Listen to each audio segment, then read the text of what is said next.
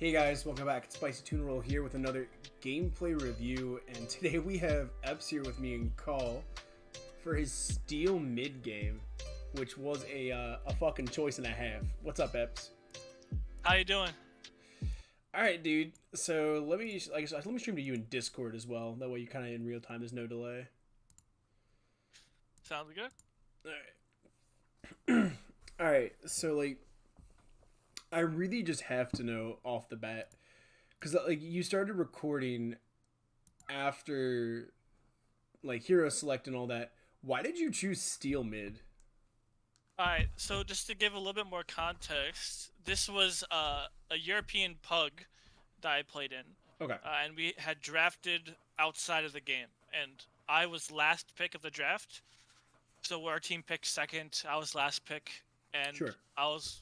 They picked a Kalari early. I was looking at their comp and compared to our comp, and I thought, well, we need a frontliner with some CC still. And instead of playing like a normal mage, while we already have a Shimby and a Decker, I figured, why not play a tank and be that for my team, even though you're not getting a bunch of value out of it necessarily early game. Right. So playing for the bigger picture than more so than winning lane. Yes. Which is cool. Again, I don't think it's a bad pick. I'm like, this is so interesting because you have a gadget, and I didn't know if this was because I know it was a pugs, but I didn't know if this was a first pick or a flex pick in a draft, or I don't know. I didn't really know the context of this pick. So yeah.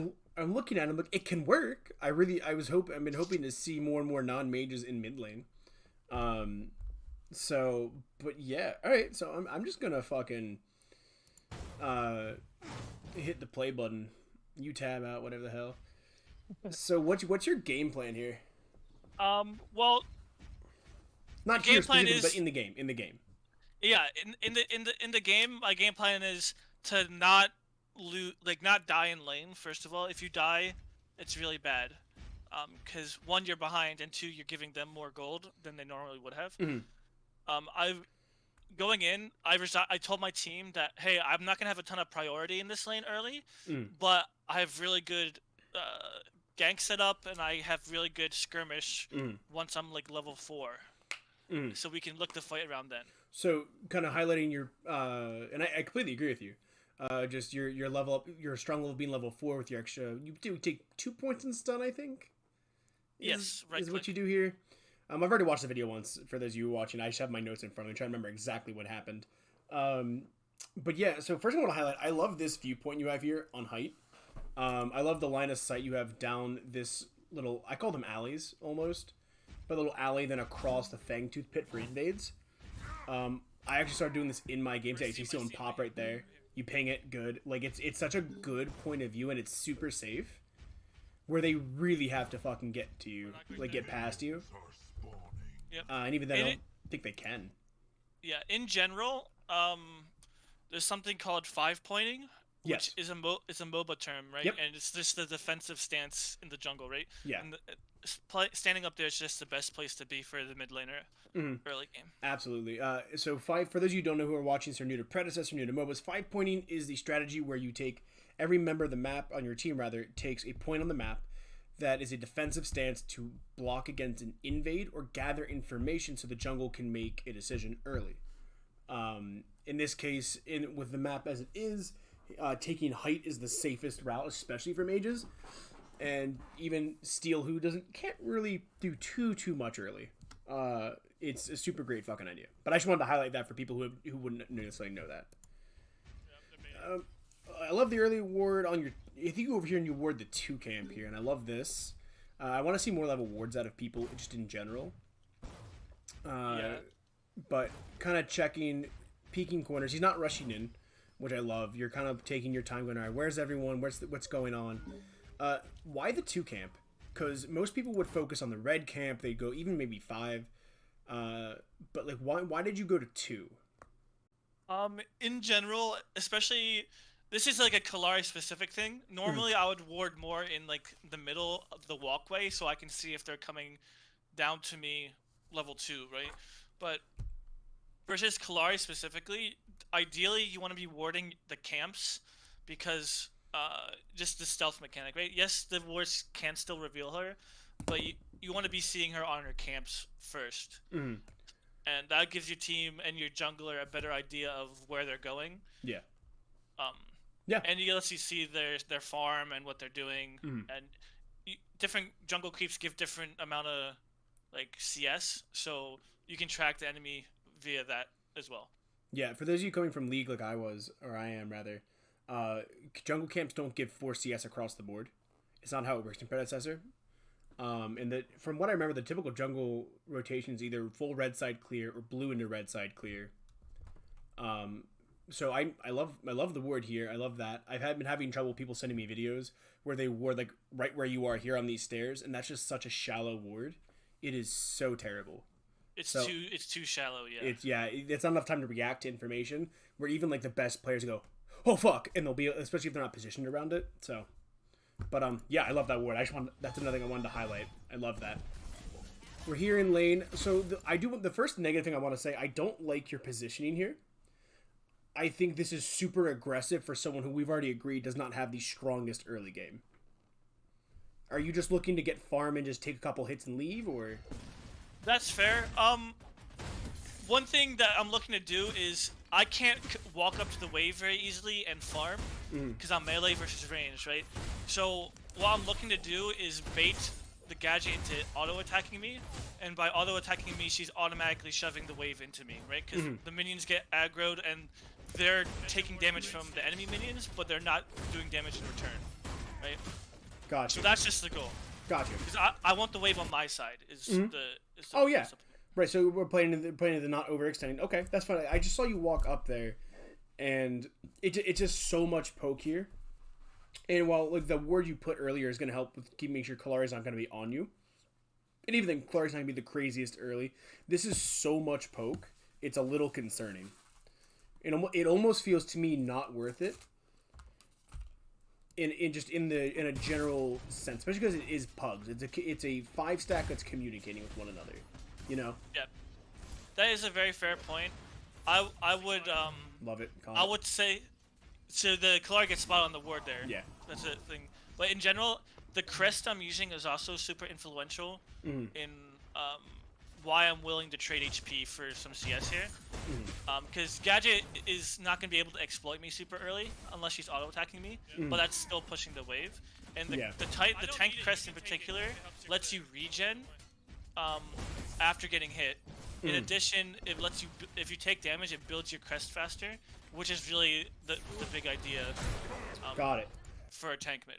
And for those of you who don't know this, I'm going to put the Titan crest icon and description in the video right here. But yeah, no, I agree. So that's fine. I want, again, it's more of the check where it's like, because I see people taking trades like this but not do anything with it or not have a reason for it. So I didn't know if it just happened to line up well or you had an actual game plan. So no, that's fine. I think that considering the crest is already at 124 out of 400 at 244, I think that's a really good plan. I didn't even think of that actually. So that's awesome. If you're playing a mage and taking that much poke, then it's egregious, right? Yeah, and that's kind of where I was coming from as a mid laner, and seeing mostly assassins and mages and carries style mid lane.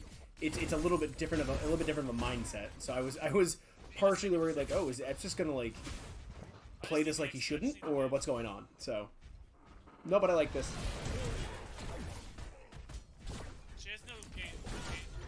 For those of you who can't hear the comms, he said that she's got, I think, no blink, you said? Or no something? No gate. No gate. No gate, thank you. Good, yep. And you told me this when you sent me. It's a little bit of a slower early game. But these little things are just so important to keep track of, too. My CS could be way better here. I'm not farming very well. Just touching on that, it could be technically, especially under the tower.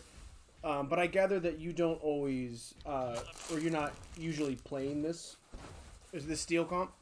So, I do want to say, like, in terms of that, your gold and XP are obviously the ideal. You want to farm a lot. You want to do, you want to get that gold, the experience from all the minions and whatnot. but in kind of like decreasing order, if you can't get all the golden XP, then it's honestly not bad to settle for XP and just kind of relenting a little bit just to serve that purpose we talked about earlier of, yeah, you're kind of just, for lack of a graceful term, kind of just the condom here, where you're trying your best not to just give as much as possible to the enemy team. And so I don't like necessarily hate it. Yeah, farming under towers could be a lot cleaner. At the end of the day, though, it's most certainly not the most egregious thing. And then even like a step below that is just denial of kills, denial of resources, and communication with the team. Kind of goes like, all right, well, even if I can't get the experience, there's still something I can contribute here. So I think it's honestly not the worst in the world that you didn't quite get as much CS as you would have wanted. I love the roam here. This is great. Get Bell flat, blink. Yep. A good idea, like, yes, you want to be farming well, right? And Yeah. just to touch back on that point a little bit, this even applies if you're in like a losing matchup or you're slightly behind after like a death or something. Is as long as you're even in experience, Yeah. the gold won't matter nearly as much, right? Yeah. Again, like you said, you're trying to minimize the resources lost, but if you're able to keep up an XP, your power level relative to them will still be the same, like outside of items, right? And then you can combat being down in items by backing often and creating an item advantage in lane despite being down gold. Yeah. That's a little bit higher topic. to talk Right. about. Yeah, it's definitely high to topic. For those who are beginner, don't worry about that. Just worry about doing what you can. Honestly, get minions when you can, but don't be afraid to back up. For those of you who are a bit more advanced, think of your... Obviously, minions are resources, but so is the experience you get from them is probably one of the more important resources, like we were talking about here. So don't be afraid to consider that as well. It crashes, sure.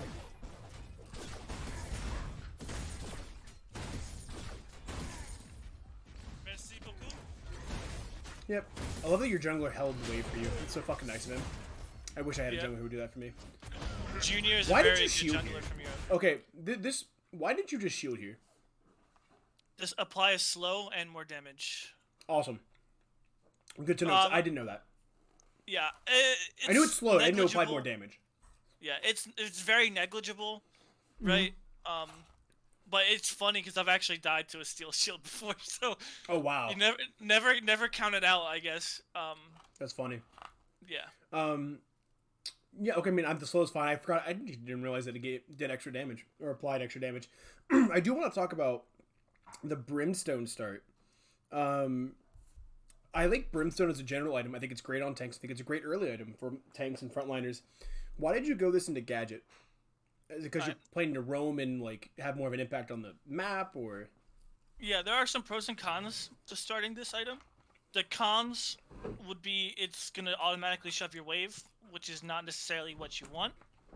But in the same vein, that is kind of what you want, especially now that I'm level 4 and I'm looking to maybe skirmish from 4 to 6. I want to be able to either match the Gadget roams by wave clearing, or I want to be able to create priority when the Gadget recalls. And having some extra wave clear helps enable that. Okay, I can see that. I think the con that I don't like here is as you get into level, minute 5 and to 10, we're going to see more accruing stats and damage stats from the Gadget. And I really don't think many mages go a lot of pen early. I was thinking just some magic resist here would have been a little bit healthier for lane. I do see what you're saying. I don't disagree with you. I think it's a playstyle choice to a degree. I just was curious about that choice. Yeah. Because like if you want a defensive stat, Stalwart is totally fine here too. You know? Yeah, you're 100% correct, but again, I'm not playing for my lane necessarily. I'm never going to kill the Gadget, and I don't think she's ever going to kill me, even if I don't build MR, right? Unless I like screw up super bad. Yeah, I mean, and even then, I'm not even talking about just getting kills, but being healthy enough to roam and not being forced back, right? Which decreases the tempo of your team, which makes it hard to get objectives, right? That's kind of where I was thinking of for the MR. Not necessarily that, like, now you can't get a kill on her, but more of, the implications it has for rotations. Yeah. But And yeah, a lot of that can be like negated, like from with good comms and good understanding of timings, right? oh yeah, As long as I'm communicating what I'm seeing in my mid lane, it should help reduce the risk of the enemy roaming if I need it back, right? yeah, absolutely. No, I agree. Yep, you go here. You're against Junior's Kalari. Junior's fun as hell to watch play. I think Junior was the Rampage on my team. Was you ever Junior team? Who was on? I think he's on my team. I can't remember. I'll press tab eventually. You do. You definitely do. I actually stop it at one point. Yep. I mean, this laning phase goes kind of how we expected it to. How we talked about it. It's slower. You're kind of farming. You're kind of trying to hit 6 here. You hit 6 off, not off this wave, but I think off the next one. Should be next wave, yeah. Or the last minion of this wave. It's hard to tell. Yeah, it's one of the two. I love the shield clear. Yeah, it's definitely next wave. So you're back in here. 650 gold. Any reason you're backing? Well, the gadget's also backing, and the wave is still coming in from base, so I just have the time, so I might as well just do it, right? Because if I stay, the gadget comes back with an item advantage, so I'm trying to keep that as even as possible, especially since I'm playing a kind of give the lane to the gadget. Yeah, no, I got you. All right. Yeah, back timings are definitely something when you can't. You should probably try and back and top off your stats and shit, or not stats, but resources. Oh, you don't even get it off this wave. You have to have another minion. Shit. Yeah. Good deep ward. Always place deep wards, please. Give us information. Please, please, please, please, please ward. If you don't ward, I swear to God, everyone watching this, I will find you. That's fine. I hate that shit, dude. I hate when I'm playing like pubs and like my mid laner never wards and doesn't ping. It's like, okay. Can you make the wave crash bounce? I sometimes forget the ping and I feel bad, but then again I'm like I don't really care. Yeah, I mean if I do it once or twice I don't really care. I feel a little bad, but if I'm in like pugs and in comms, I'm just gonna shout it. Yep. Good absorbing pressure. Called Kalari on the way left. Yep, this is a nice jogging position. It's a little... Nothing crazy is happening here. That's what I have in my notes. Gotta rotate up here, coming up here soon that I'm definitely down to look at. But, yep, farm under tower. Do what you can. Fast forward.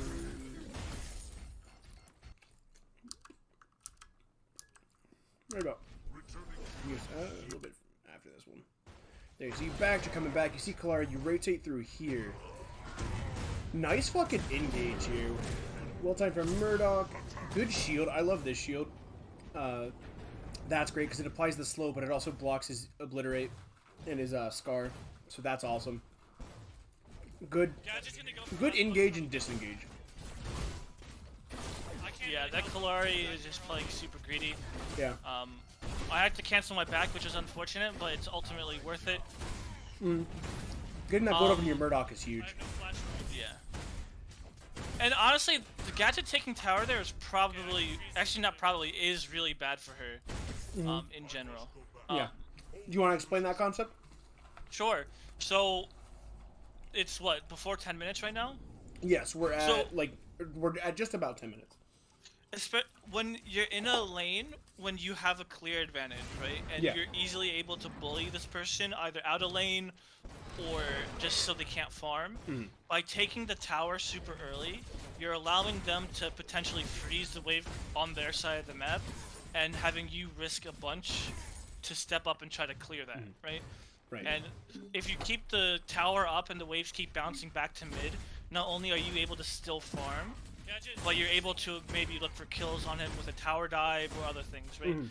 But by taking the tower, you're kind of locking yourself out of farm and XP. Yeah, I try not to take towers in my games before, like, I want to say 14 or 15 minutes. There's really just not a point. Because like you said, they can zone you out of it, you have to overextend for farm now, and it leaves you susceptible to ganks. So this is I do like the... I do think it is a mistake on her part to take that. Especially when you don't need to. I like how you ignore the Revenant and go right for the Bellica, by the way. A lot of people would have gone straight for that Revenant and be like, oh, you're closest to me. But good job blocking her off.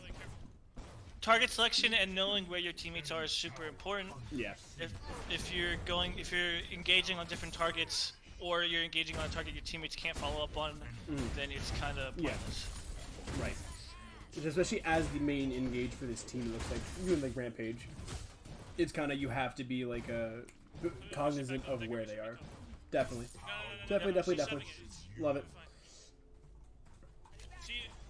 Yeah, I mean this is really good gameplay in general. It's not the most exciting gameplay, but it does highlight a lot of the strengths of tanks and their kind of versatility.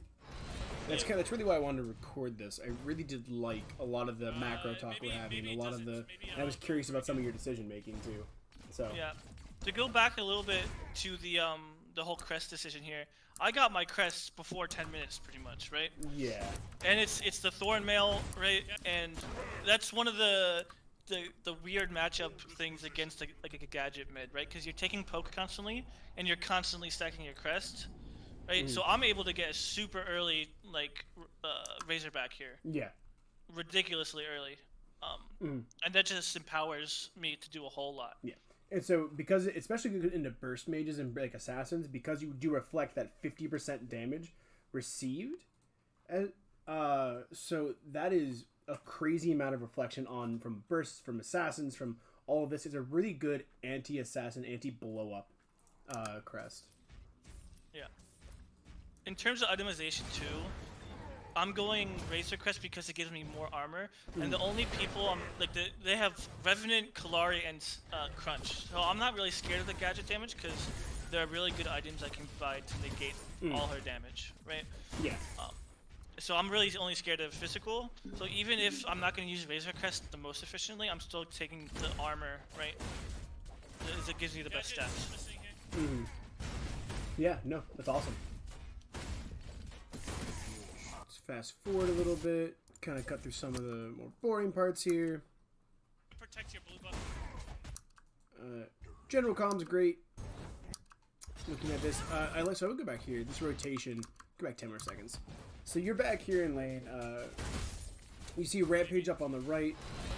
You dive forward and get the nice stun. So this is a really nice coordinated dive, or not dive, but gank.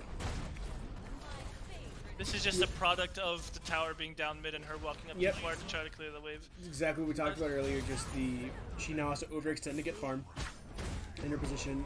Good, what is, oh, she does jump over it, that's right. She jumped over it, yeah. Good stun though, no follow-up, which is fine. You don't need it necessarily, just to get her to go to hell away. Yeah, I maybe should not have gone after her. Maybe I should have. Probably not. I think a smarter call is going for Fangtooth here and just backing up and forcing her to come to you. Yeah, there was a fight going on in duos that I may have should have probably went to instead of ulting the Kalari, but I mean that's hindsight. I didn't realize the Rev would just ult and kill our Murdoch. Yeah, I mean that's interaction. I didn't even know. I didn't know she could passive out of your fucking ulti like that. Yeah. So I've never seen that happen before in my games, so that's crazy. At the same time, though, yeah, you probably could have gone over to duo. I wouldn't even say that because it looked like duo was winning their lane pretty handedly, or that fight pretty handedly, especially with Rampage there.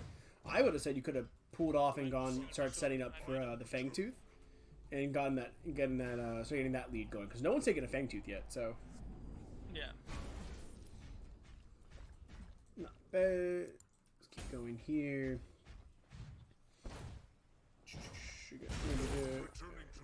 Exactly. It's tough going for a Fangtooth at that time, not because we're not able to, but because Gadget, the respawn timers are still short, and Gadget will come back with more items, right? Yep. And it's kind of risky, especially if we don't kill the Kalari. Yep, that's fair. That's a good point. Did not think of that, so that's, yeah. Alright, so we're right about here at 16 minutes into the game. And shield down, the Gadget ulti. You step forward here. So, like, you place your shield back up. So, let's start from right here. As you go over this, you will really see Gadget. You see Bellica now as well get knocked off. That's an ulti drop there. And then we're coming through here. This is all of this right here. I like. I think this is good. You have your Decker. It looks like with you with the mini map. So you put the shield down. This is the part I don't like. Why did you walk back in front of your shield? Was it trying to secure something or? Honestly, it's just an ego thing. I thought I could kill her. It's, okay. It was just a mistake on my part. I overestimated myself, and then I made a really poor flash because I was like, oh shit. Yep. Yep. Okay. Just making sure you're not seeing something that I'm seeing. Aztec Gaming, thank you for the follow. I appreciate you. Yeah. No. I mean, this is just super greedy, like you said. You had a couple of these plays where like I understand why, but you committed so hard, and then you burned a 5-minute cooldown. Definitely not worth it, but I don't need to like explain that to you. You already know that's bad. This happens. So there was a couple of things I just want to touch on here because the rest of this gameplay is pretty good. It's pretty clean from here on out. There's a couple of spots that are like, why are you here? I like Fire Blossom. Curious into Fire Blossom was a good pivot. I like that a lot. For those of you watching, you don't need to commit to one tier 3 item at first. You can buy a tier up to a tier 2 and then pivot to something else that you might need that takes more precedent. Super okay to do, super fine, which is what you do here. Then you go back for Fire Blossom. That was one. Where was it? Might have been. Yeah, some pings coming down. I can't really do it. But no, again, nothing crazy is happening right here. So now we're kind of pivoting for this objective. Is this where the fight was? Yeah, it's close to here. So this is setting up for objectives is super important. Obviously, we talked about the importance of vision and all of that. I have no words here. You had you just said I have no words here. Are you just posturing here to like create space or? Yeah. Okay. So this goes back to champion identity and what I'm looking to do for the team, right? I walk up with a Shimby to get vision, right? I'm supporting her so she doesn't get like jumped on. And then when I realize that there's no one here, then I'm like, okay, I'm gonna go help with the objective, right? Yeah. Awesome. That's all that is. Yep, that's perfect. Oh, that's exactly what I wanted to hear. Champion, hero identity, and just kind of your role within the team. I love it. I especially love doing these kinds of gameplay reviews because like it's so helpful for me too. Because it helps me grow. So this is really nice to see.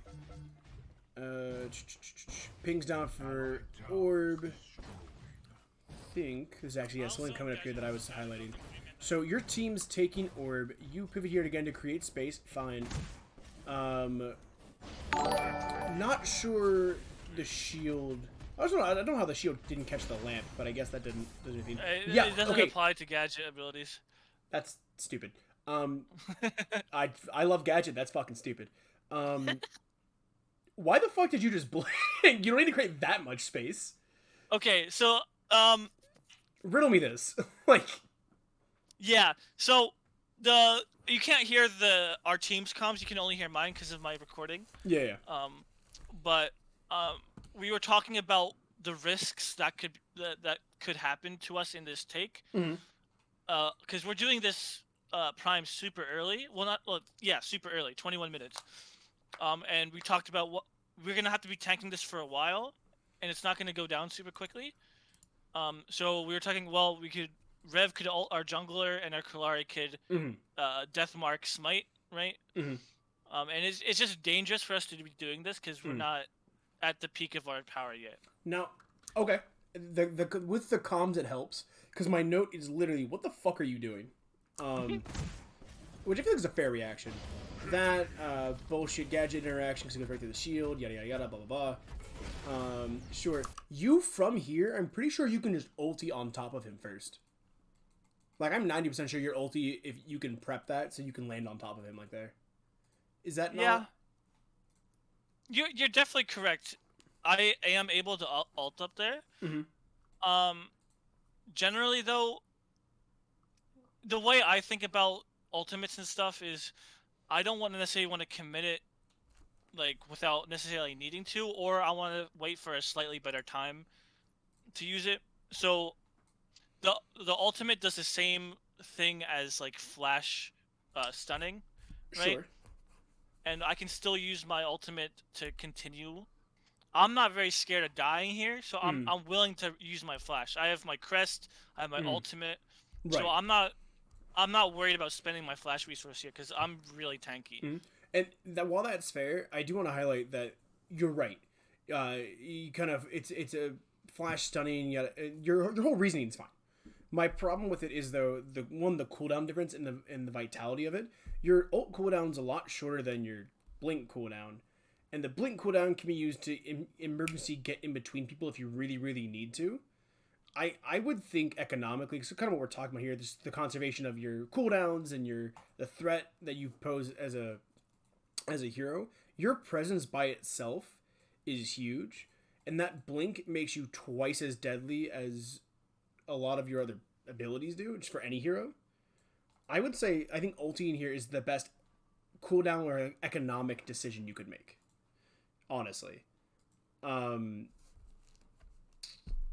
Yeah, I mean, Yeah, just because of that. you're definitely not wrong. This hindsight's always going to be 2020.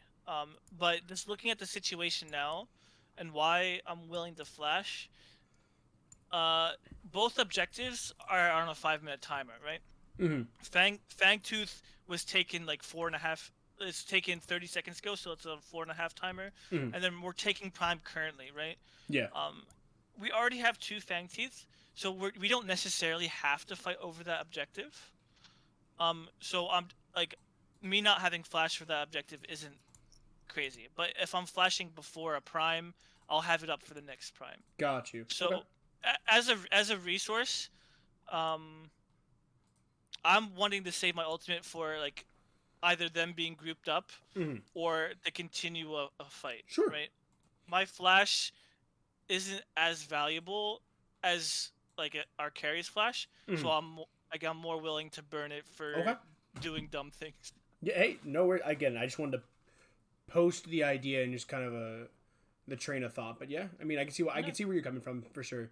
Your ulti definitely does create more pressure in a team fight than your blink would. So yeah. I appreciate your critique though. No, hey, I mean, I'm doing these because I want to grow too. So like my thought process isn't always the right one, and I'm okay being told that I'm wrong. So yeah, definitely agree. Yeah, it just like the first time I watched something, what the fuck are you doing? Why are you blinking here? If I'm able to flash on their carry and like have my ult available still to continue it and force them to flash, it's a win for our team. Right? No, definitely. It just looks so fucking funny. It looks really funny. And a little scuffed. The Decker bubble gets me a little bit too. Yeah. Good overall. Yeah, I mean, this is really. There was one other moment. It's a little bit further in. It's more of a what the fuck. So you guys steadily push your lead here, because we are skipping around a little bit. And it's awesome. It's great. You guys push your lead slowly. You don't really take too many chances. I'll pick up right. There is a moment in I'm 1 here HP. I'm 1 HP. where I think I actually might have passed it. Yeah, I passed it. So we're here, and this ends up working out okay because you're so far ahead. But this whole play is just so interesting to me. Because, like, so you're all getting him, sure. You are so far ahead of your team right now. And I get you're zoning, you're holding them back, you're stopping Crunch from getting in there. You are securing the kill for your team. This is just... Like, you burn ulti there, you barely get away.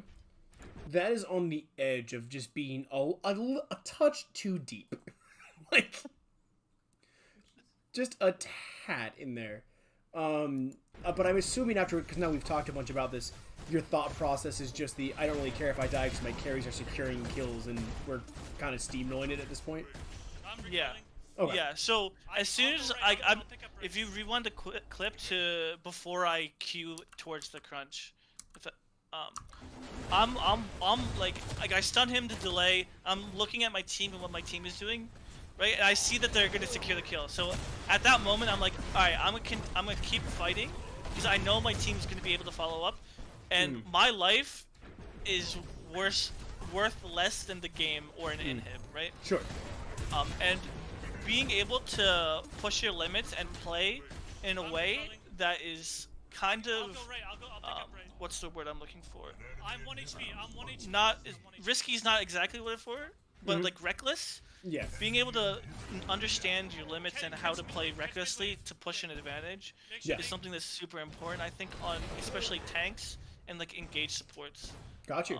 And even it applies on like assassins and other carries, but with how strong tanks are right now, it's really important for them. Okay. Yeah. Again, it was it good enough. It's a good on you in games going. Okay, they're doing this, so I'm gonna turn around. I'm gonna create the space. I'm gonna go because he's about to die, so it's fine. I like that. It just such on the line that I want to explain for people watching is and for myself of just the don't just go forward. Like there's definitely more to this. Yeah. But yeah, I mean that's really the last of the notes. You guys end up steamrolling this and just winning off this next play. I do the same flash play here Yeah, again. you do. It's fucking. Now that you've said it, we're gonna fucking. We're just gonna have this here. This is funny as shit to watch. I watch it. I watch it and go, what the fuck? You get the ledge this time. You do get on the ledge, but it's into like 3 of them, and it's so funny. You just like queue over the wall too. Yeah, I'm safe. I flash up there, I disrupt them, and then I get back to my team. It's just such a funny thing to look at, dude. Holy shit. Yeah. No OG yet. I think you. Watch this play. I love this play so much. Oh, you died in it? This is so fucking stupid. Yeah, the gadget like knocks you a little bit, but I think that's so dumb. Fucking steal as a tank is just dumb. Game, Holy hell! yeah. And they win the game off this. Overall, that was really good. I liked it a lot. I definitely enjoyed hearing where you were coming from for your builds and your choices and whatnot. That was awesome. Any things you want to bring up or mention? I guess the biggest thing to highlight for this game and just the thematic thing of playing like a weird pick mid is with the game being still super new and the balance of the game not quite being 100% understood yet, it's really important to play and push the limits of the game and yourself. So normally people wouldn't play steel mid because you're like, I'm not going to get gold. I'm just going to be bullied out of lane. That could be true, but there are a lot of hidden positives like the crest building and then the team fighting and what your team needs out of a pick, right? Yeah. So you're able to experiment with these picks, and if a situation arises, let's say if you're competing, the situation arises in a draft, and you're able to pull out some really good but out of left field pick that completely denies the entire enemy team's game plan. I think having that ability is super valuable, right? And then these plays where I'm 1 HP and I'm going deep and I'm trusting my team will follow up, but I'm also understanding how far I can push things is the only way you'll become better than the next person, right? Absolutely. If you're the one willing to make these decisions and make these choices and go for these plays, and the other people don't, that means that you're going to give yourself such an advantage later on. Yeah, absolutely. No, man, thank you so much for taking the time to come here and talk with me about this and go over the gameplay. Really appreciate it, my guy. Of course. Yeah, as you don't know, I'm going to put all your links in the description of the video. If you guys enjoyed the video and want to see more, give it a like, a subscribe, hit the bell, and I will see you guys next time.